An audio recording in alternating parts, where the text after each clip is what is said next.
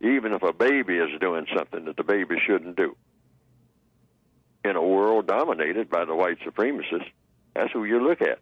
You say, why is the baby doing this? Well, the baby doesn't know any better. And why is it the baby doesn't know any better? You're in charge. You're the greatest teacher. You took over everybody. All of the non-white people on the planet are under your thumb. See, so when they say something about, well, that fella down there, Michael Brown, he wasn't acting right. Well, who's his teacher? Wait a minute now. Who's his parent? Oh, well, he got black parents. No, he hasn't. There's no such thing as a black parent in the system of white supremacy.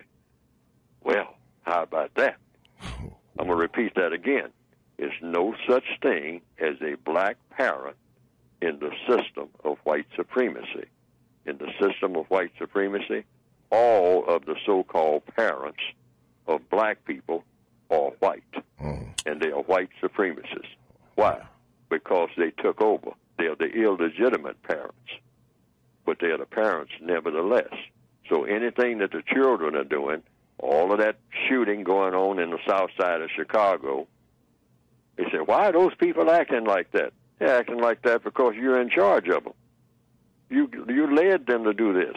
You're the parents. Nobody else is in charge of them. Say, yeah, but black people give birth to them. We give birth to them under your umbrella. We don't have any power over what you say are our children at all. You have all of the power because you have power over me. That's what you tell the white supremacists. Let's get these ducks in a row.